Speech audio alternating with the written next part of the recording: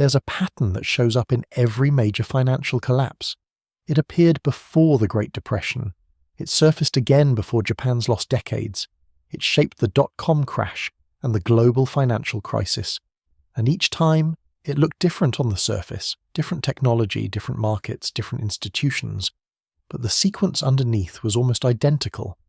The most reliable early warning signs aren't dramatic. They're subtle shifts in balance sheets, expectations, and incentives that accumulate quietly, often for years, long before the headlines appear. And here's the part most people miss. The crash doesn't start with fear. It starts with confidence.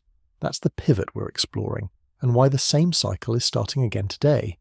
The first layer of the pattern is always the same. Something begins working unusually well. In the late 1920s, it was the explosion of consumer credit and industrial expansion. In the 1980s, Japan's corporate sector achieved once-in-a-generation efficiency. In the late 1990s, the internet opened a new frontier of scale.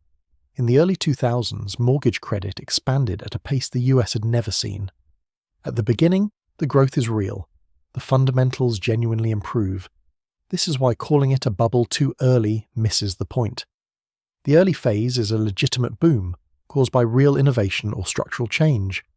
But here's where the historical pattern becomes visible.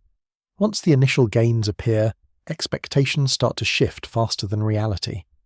In 1928, American households believed the future would be permanently prosperous. In the 1980s, Japanese corporations expanded, assuming land values would keep rising forever. During the dot-com era, investors believed every new online company could eventually dominate a global market. Before 2008, millions assumed house prices never fall nationwide. These weren't random fantasies. They were logical extensions of strong momentum. The human mind tends to project recent trends forward because it simplifies decision-making.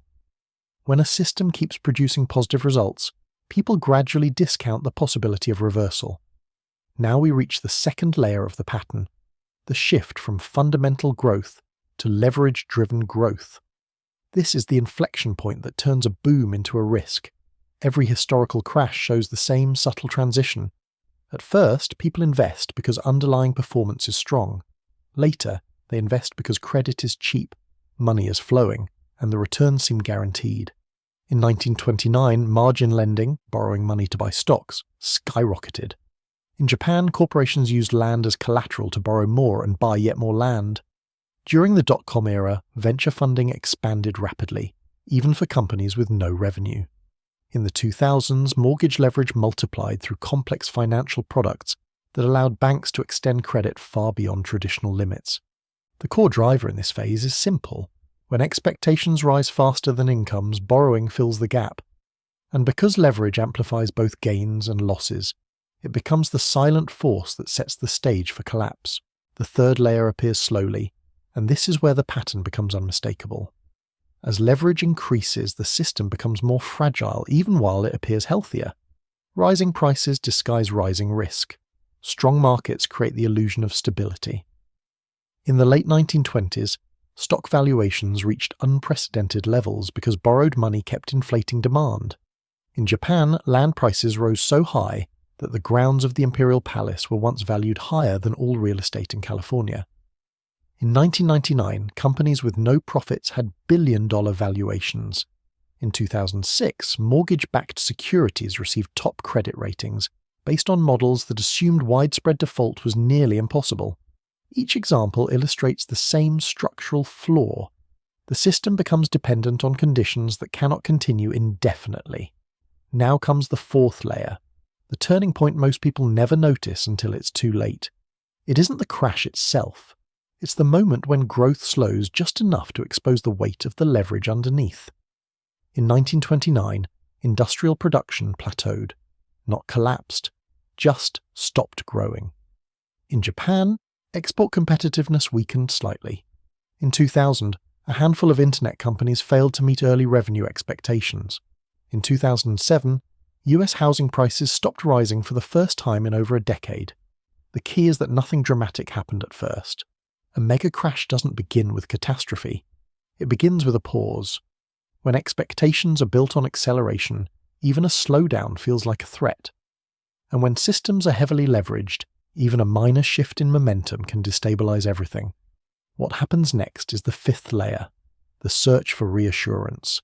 When growth slows, investors, companies, and policymakers try to restore confidence. They extend credit. They issue optimistic statements. They lower rates. They relax standards.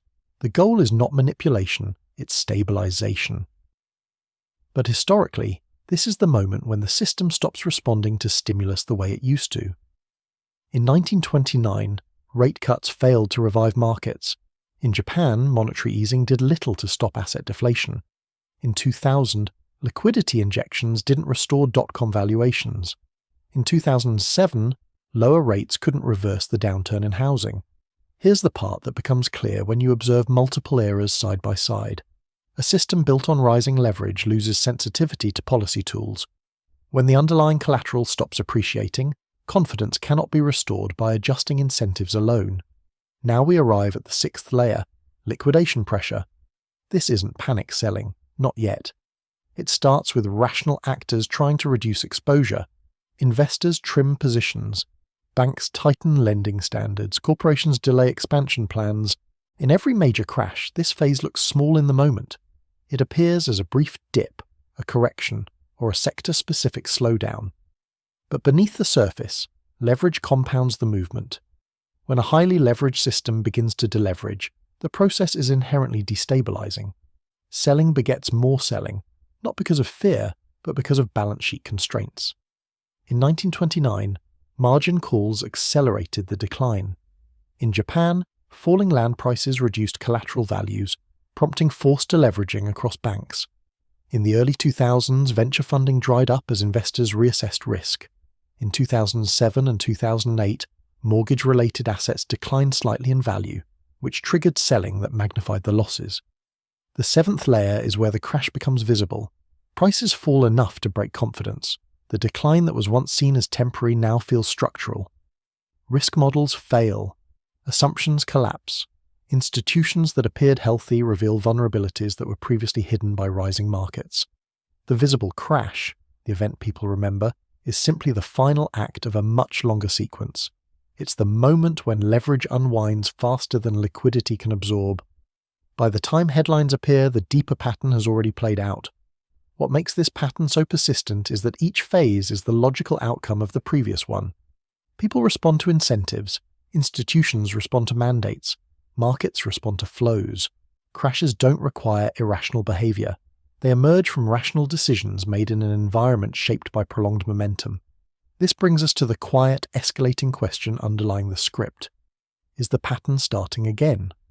To answer that, we examine the early layers, the ones that appear long before any visible crisis. Over the past decade, multiple regions have experienced prolonged periods of unusually strong performance.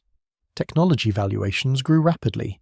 Housing prices in several advanced economies reached historic highs.